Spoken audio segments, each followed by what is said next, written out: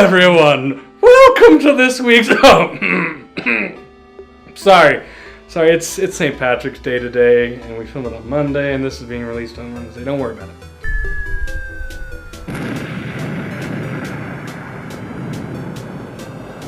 Hello everybody, and welcome to some news and reviews Wednesday. I'm Waddy McFly, and I'm going to start you off with some news dishing for you. Here it comes. Alright, first up, Mark Webb made a pretty cool announcement, or sad announcement, depending on if you like him or not. I like him. But he announced that he will be doing the third Spider-Man movie, but not the fourth Spider-Man movie. Basically, that probably means he couldn't get out of the contract for the third one. And that was not my original joke. Russell Crowe and the director and producers were going to go to the Pope to get the blessing for the Noah film, but the Pope canceled due to being worried of the hype that it would create at the Vatican.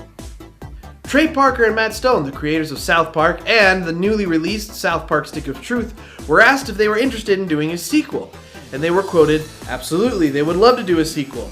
But if they could, they would do it actually a little bit different." What that means, I'm not sure, as they love the universe of video games and they love that their audience loves video games, so they would love to continue to make them. Nailed it. Another awesome thing happened. Watch Dogs news, everybody. Turns out somebody asked Watch Dog developer from Ubisoft how long the game will take to complete. And he said, well, that really depends. If you're just going to go through story and do the free roam here and there, it'll take 35 to 40 hours. Now, if you're going to go all free roam, try and collect, do all the side missions, it'll take up to almost 100 hours to complete. That's pretty awesome. So I'm pretty excited about it. That's one of the biggest next-gen consoles I'm looking forward to. So yeah, that's pretty exciting. I have barely got over close to 60 hours on Grand Theft Auto, let alone gonna have 100 hours for Watch Dogs. That would be crazy. Also, brace yourselves, turns out there might be a Terminator reboot called Terminator Genesis. Ooh, scary. I don't know if I want any of that, but we'll see what happens. Also, really exciting news.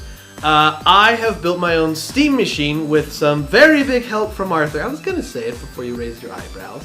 And now, it's not 100% complete yet, but we hope to do a sweet video showing you all the goodies that we put inside of there, and all the great things that we planned on doing with it. So stick around for that. Well, that's it for me. Now on to the sexiest man on J-WAT, besides Megan. Arthur. Yes, I did. Yes, I did. Alright, today I'm going to be reviewing Clone Wars, specifically Season 6, the bonus episodes or lost missions from the uncompleted Season 6, thanks to Disney canceling the series, which was awesome. Good job, Disney. But Rebels will be coming as the new series, and hopefully that will be good. It's made by the same people, so I'm excited about that. But I guess I'm here to talk about Clone Wars, so let's get to it. I really love Clone Wars as a series. I'll admit, like, the first season was pretty painful. There were a couple good episodes, like Rookie, and the ones featuring the Clone Wars were good, and anything with Cad Bane in it was awesome. But as soon as Season 2 gets there, the series just got so much better. I mean, it actually is surprisingly adult. Like, it's a kid's show, but like, it feels like it should be more for adults sometimes. You could probably skip most of Season 1 except for some pretty cool episodes with clones in them, like Rookies, and Cad Bane, when he gets there towards the end of the first season.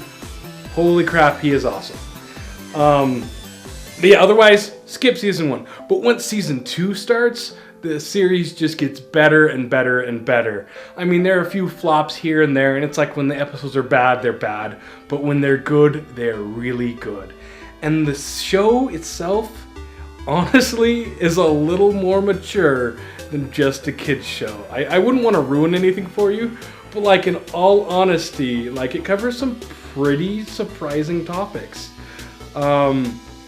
Like the gray morality aspect of war and having clones that are more or less human slaves. Like, it's actually some really kind of confusing issues, especially for children. Like, there are no right answers. Slavery is wrong, unless they're fighting bad guys. Unless they're fighting evil homicidal robots? Yeah. But really though, if you're a fan of Star Wars, you will love Clone Wars. The thing that maybe some people might not like is it kind of steps on the toes of the movies a little, as far as maybe there's some inconsistencies that just don't jive well. And like when Ahsoka comes, you're like, who is this girl? And how come we've never heard of her until now? But she grows on you, and then you really love her. And then, I'm not going to tell you what happens to Ahsoka. But yeah. Either way, yeah, Ahsoka, we like Ahsoka. Anyway. So as far as Season 6 is concerned, Season 6 has some fantastic episodes with beautiful animation and some of the best. And then there's this Yoda arc that frankly I just didn't care for. But, like I say, Clone Wars, it's a mixed bag. I mean, it's like a kid's show that's very mature at times, that's got some great Star Wars stories, and just really good action, and just fantastic cinematography, and visuals, and art design. I mean, this is a really high production value considering it's like a kid's show. And seriously, if you're a Star Wars fan, you should watch it, but just maybe skip the first season, like I said. And yes, the Season 6, what was left of Season 6 before Disney canceled the show, definitely worth watching. But I guess depending on who you are, you may or may not care for some of the episodes. And yeah, skip everything that Jar Jar's in. Sorry, Jar Jar. Hi everyone, it's me, Hayden. What's up? I am doing the viewer review, that's what I'm doing.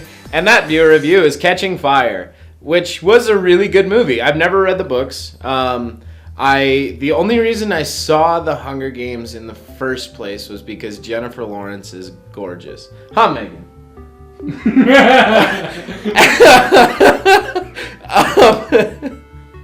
You gonna slap me for that one too?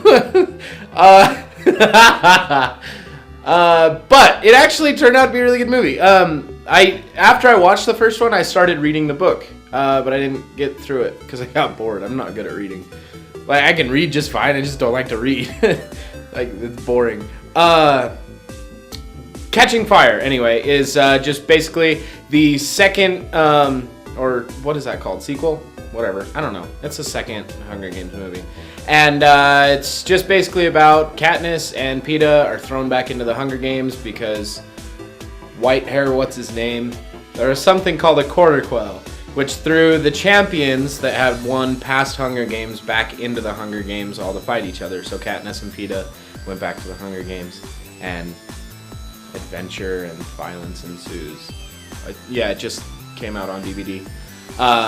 But it's an awesome movie. Jennifer Lawrence is one of those pretty women that can look awesome while doing action-y things, so that's always really cool. Yeah, I don't know. Did you know? I liked the movie. I give it 2 thumbs up. We don't have a rating system, so it's just my own. So that, yeah. Do what you do and like, comment, share, subscribe, and there's Megan, unfortunately.